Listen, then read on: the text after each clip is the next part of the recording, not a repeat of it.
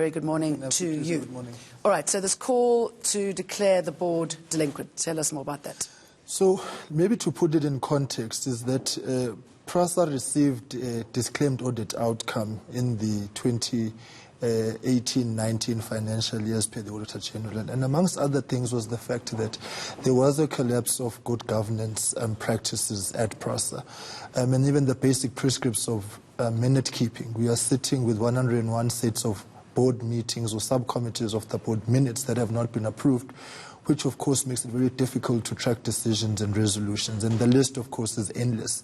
And that's one of the most basic things. One of the most basic things that a board should be able to achieve. So we've then had a hearing with this interim board in November, and it was clear to us, and in the presence of the Minister and Deputy Minister of Transport, they fully recognized the fact that we are dealing here with a board that was not fit for purpose and was not going to actually achieve the turnaround strategy in which they had been brought in for. So at that meeting, we were quite clear that we don't have confidence in the board. The Minister then subsequently dissolved that board, and we welcome that. And an administrator has now been put into place for a period of 12 months.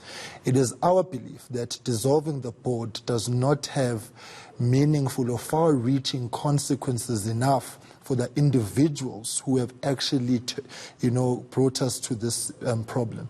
So our approach is three phases. The first phase is we're obviously going to have to now adopt a formal resolution on these matters, and we'll do that next week in our committee meeting. And then secondly, we're going to have a parliamentary inquiry into all the material aspects into what is happened at Prasa, which will of course mean this is a fact-finding mission.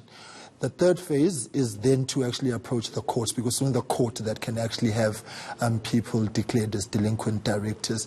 But we are quite adamant that in the absence of these kind of consequences, then our oversight is going to be, for all intents and purposes, be cosmetic. It's about calling people in, scolding them, shouting at them, and then they go off scot-free.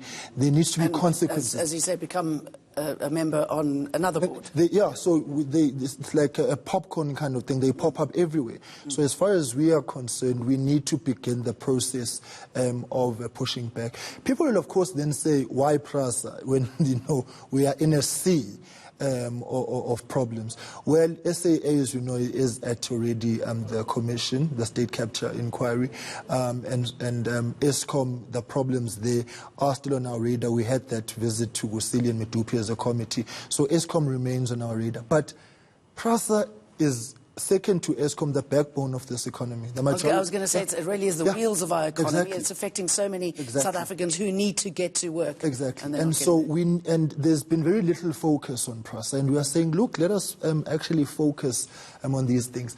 But what is also important, the administrator, we're very clear with him that our support of the plans that he has, which look very good on paper, and we hope that he will implement them, has got terms and conditions. The terms and conditions are to turn things around. So it's not a blank check support, and if he too fails, he will bear the same kind of consequences. Are you doing what the war room there is not able to do? Well, we don't want to be the player and the referee. The war room must continue doing its own work, which is part of its own mandate. And we're still waiting to find out? We're still waiting. The Minister yesterday appeared before us as well, and he has made commitments. And what we have said is we will call them back post their budget vote in Parliament to also give space and time to the Portfolio Committee to interrogate the budget. Because there's certain realignments that need to take place as well. Because as things stand now, the Prasa is technically insolvent, given the fact that the budget that they have is for CAPEX. On OPEX, they are struggling, and so we are worried about the state of health of Prasa, and so we need to zoom into that. But what we need to do is consequence management. Can you give us some sort of timeline so that people who are reliant on this might see some sort of action, and what and who's going to fill the vacuum?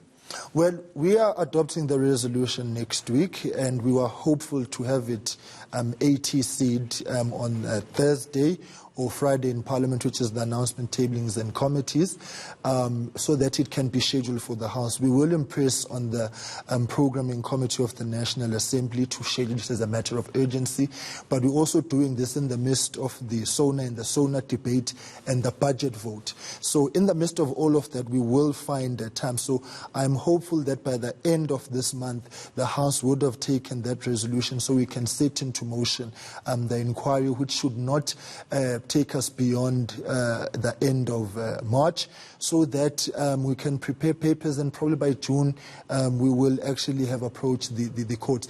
Of course, we have to be meticulous. This is going to be a very delicate process. It will be the first time Parliament has ventured down such an avenue, but the resolve of the committee is that if we are the Standing Committee on Public Accounts, we need to act in the interests of the public, because that is the basis of the work that we do.